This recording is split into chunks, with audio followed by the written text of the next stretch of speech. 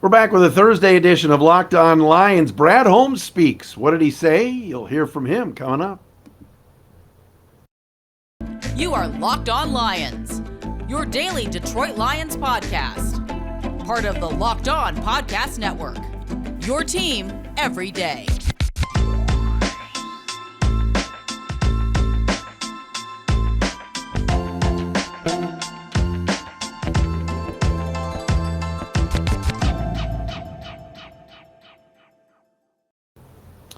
What's happening, everybody? Matt Dery with you, Locked On Lions, Locked On Podcast Network. It is a Thursday, September 1st and a Friday, September 2nd. Thank you for listening. Thank you for making us your first listen each and every day right here on Locked On Lions. You can find us on Twitter at Dery Speaks, D-E-R-Y Speaks, at Locked On Lions on Twitter, the Matt Dery Facebook fan page. And yes, we are on YouTube. If you are watching on YouTube, please subscribe to the Locked On Lions YouTube channel.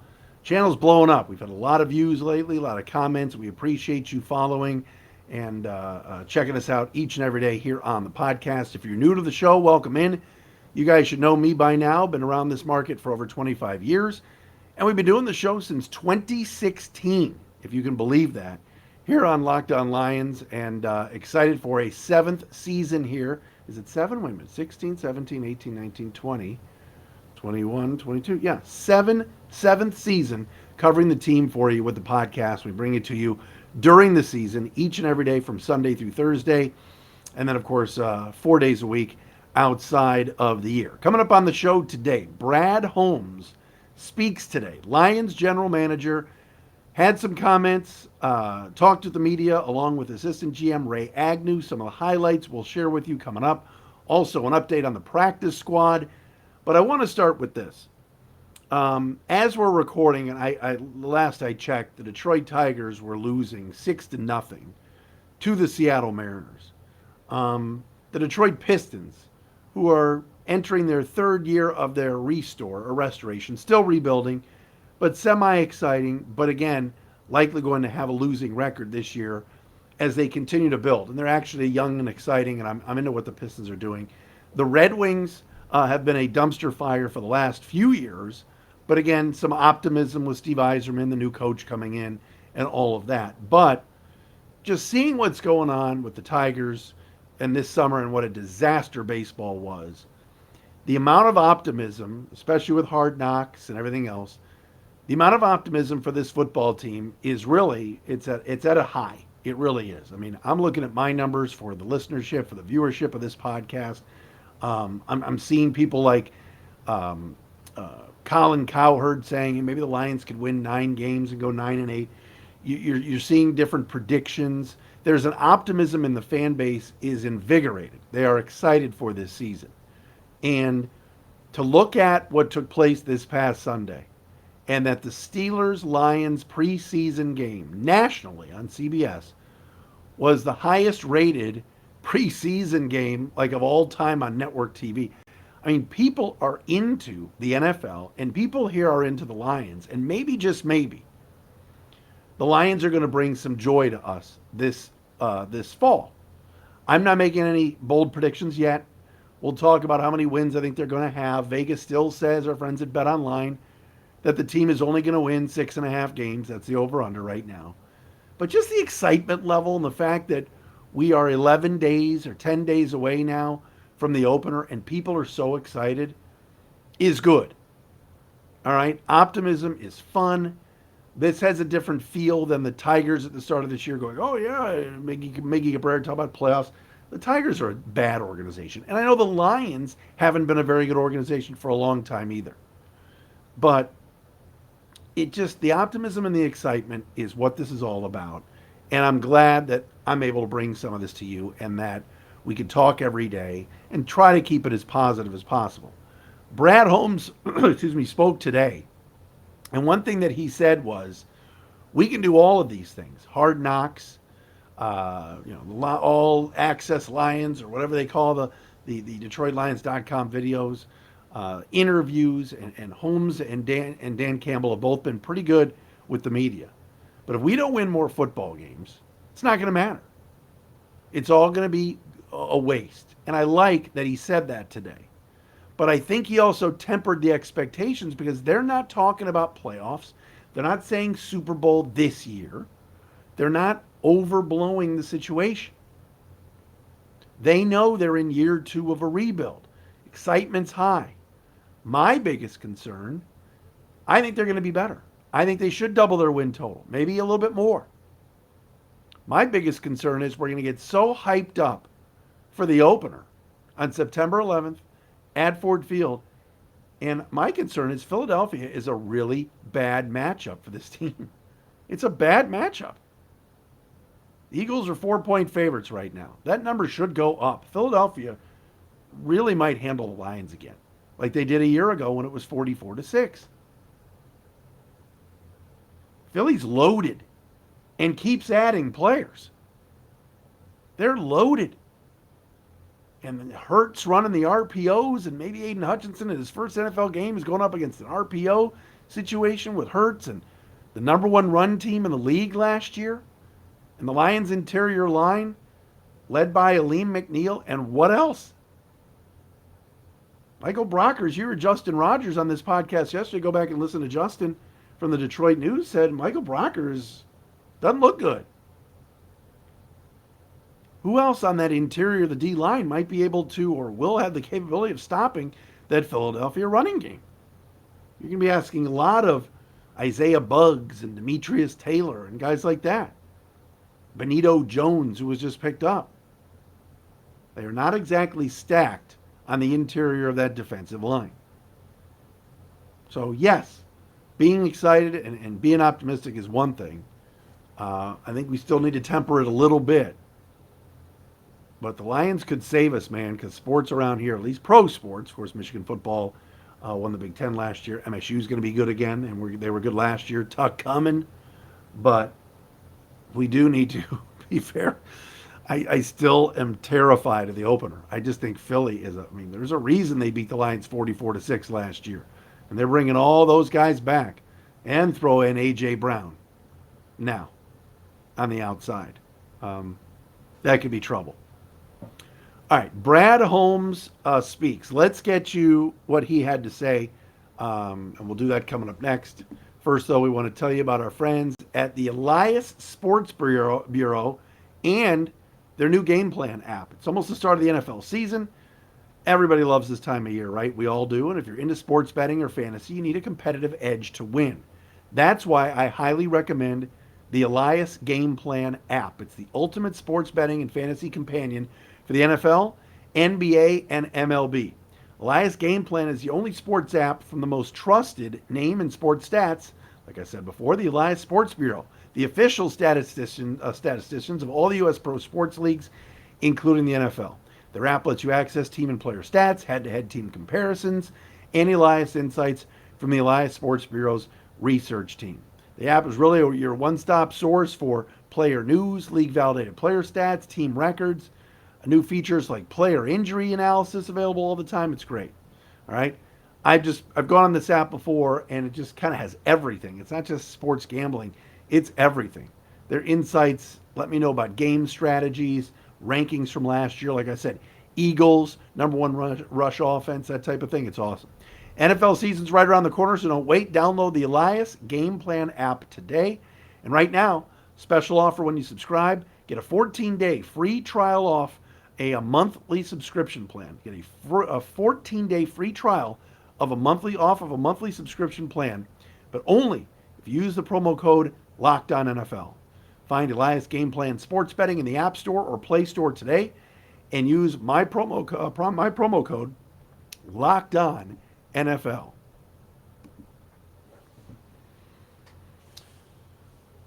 All right, we're back on Locked On Lions on this a Thursday. Can you believe we're into September, folks? This is unbelievable. Thursday, September 1st. Brad Holmes did speak today and had some very interesting comments about the state of the team. Everybody wanting to know, of course, about the backup quarterback situation and what happened.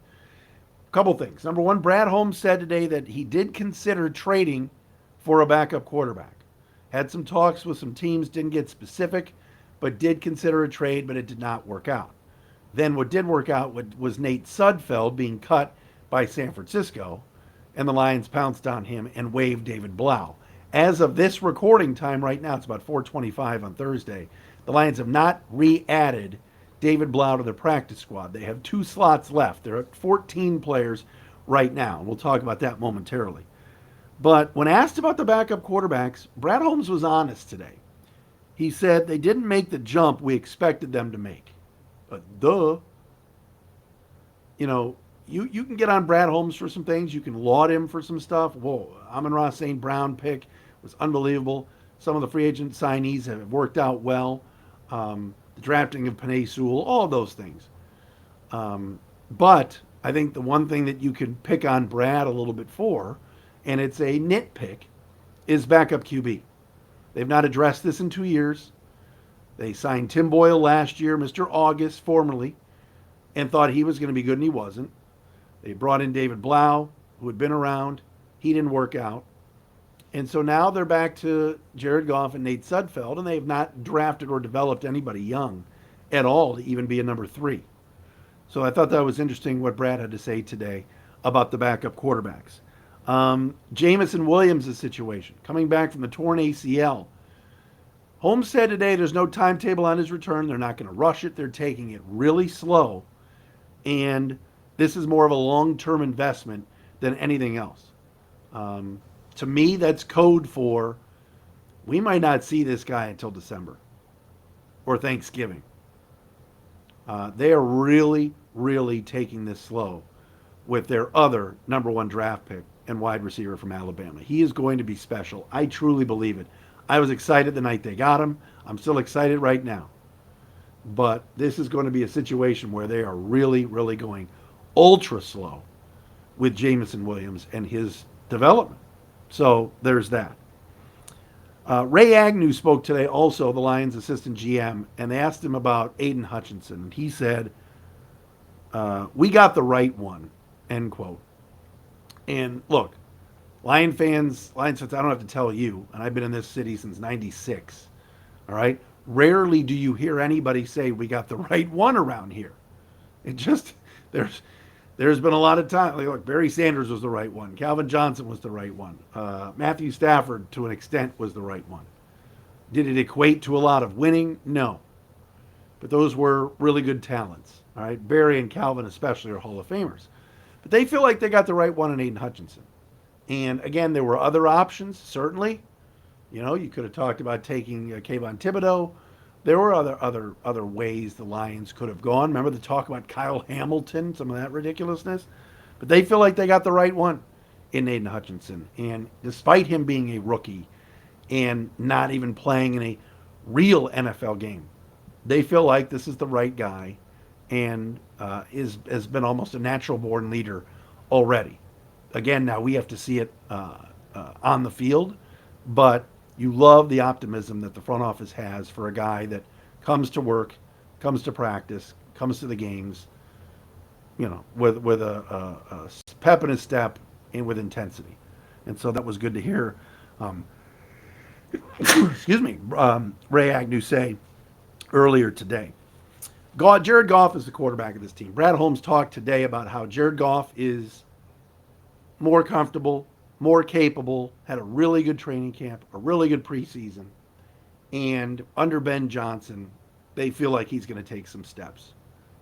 I've said this before on this show, and I'll say it again. Jared Goff is going to be here a long time. I truly believe it. I don't think that even if they have a poor season this year, that the Lions are ready to commit to C.J. Stroud, Bryce Young, Will Levis, Anthony Richardson. I don't think they're thinking that. I think they're thinking Jared Goff's the guy. We've given him weapons. We've given him a new OC. And we're ready to rock. And Brad Holmes said today that Jared Goff is the quarterback here. Also, when asked about the defense, Holmes said he spent a lot of time today, this training camp and the preseason, watching the secondary, and Jeffrey Okudah impressed him. This is another very, very important highlight for this season. Because if Jeff Okudah does not live up to the expectations, or he really, really struggles, it could be a really long year for this defense. This defense already has plenty of holes. We talked about the interior D line. You're going to be starting Malcolm Rodriguez, an undersized 6th-round pick, and likely Alex Anzalone. The linebackers have major question marks. In the defensive backfield, is Tracy Walker going to finally take that step? Is Deshaun Elliott at safety going to be that second safety we've been waiting to see? And at cornerback, you like Oruwariye? They got some depth. They got to get Jerry Jacobs back. But Jeff Okudah's got to live up to the hype. I'm not saying he's ever going to live up to maybe being number 3 overall. But if he can be a shutdown guy, if he can make some plays, and the Lions can get some pressure on the quarterback and allow their cornerbacks to breathe a little bit, take some chances, but do it in a smart way, the defense will only get better. We like the coordinator. Everybody loves Aaron Glenn. But this was a defense a year ago that was second to last in points allowed. And Jeffrey Okudah, of course, only played in one game because he was hurt. But Brad Holmes made it a point today to say he's been impressed with Jeffrey Okudah. So that's important. He has to play well. He's on a rookie deal. He's entering his 3rd year. He's healthy. And this is a very, very highly decorated player coming out of Ohio State, of course. All right, a couple of roster moves and discussion. We'll talk about that coming up next. What about our friends at the NHTSA? They want to remind you, folks, are you one of those people who think it's okay to drive high or stoned? What's the worst that can happen? You end up driving below the speed limit? It's no big deal. Wrong. The truth is your reaction times slow way down when you're high. You only put yourself in danger, but everyone around you. Talk about, you not only put yourself in danger, but everybody around you. It's a huge buzzkill. Stop kidding yourself. It's not okay to drive high. If you've been using marijuana in any form, do not get behind the wheel. If you feel different, you drive different. Drive high and get a DUI. All right, so the Lions have added their 14th player to the practice squad today, and it is none other than former Lions kicker Aldrick Rosas. Do you remember last year? Let me take you back to last year. If you think I'm a little bit harsh on Brad Holmes and backup quarterbacks, the Brad Holmes kicking situation a year ago, do you remember? We went through Randy Bullock, Matthew Wright, Zane Gonzalez, the Zane train, Austin Seibert, Ryan Santoso, Aldrick Rosas for one game against the Browns, and Riley Patterson. The Lions shuttled through 7 kickers last season, 2 of which, Bullock and Matthew Wright, didn't even make it out of training camp. But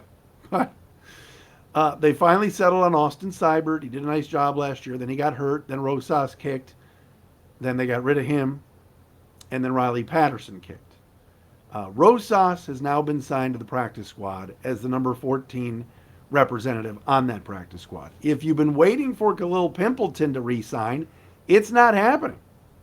According to Tom Pelissero of the NFL Network, Pimpleton, the former CMU Chippewa, is going to the Giants practice squad. So, yes, Tom Kennedy is back, among others. The Lions have 2 slots available still on the practice squad. You can carry 16, and I'm guessing that one of those slots will be David Blau. Guessing. So we'll have to wait and see on that. But I think I can go back here as far as the practice squad goes. Mark Gilbert, by the way, went to the Steelers. Riley Patterson was signed by the Jaguars. So the Lions practice squad, yes. Garrett Griffin, Savion Smith, A.J. Parker, Justin Jackson, Maurice Alexander, Tom Kennedy, James Houston, Jared Davis era, never will end, Bruce Hector, Anthony Pittman, Derek Deese, Aldrick Rosas, Obina Eze, and Dan Skipper. So that's 14 guys on the practice squad. I wonder if Jamar Jefferson will be added as well. We'll have to wait and see on that, if he doesn't get claimed. But, of course, he was waived yesterday. All right, that'll do it for us. This is a Thursday edition of Locked On Lions right here on the Locked On Podcast Network. Subscribe on YouTube. Thanks for making us your first listen, everybody. Have a great rest of your day.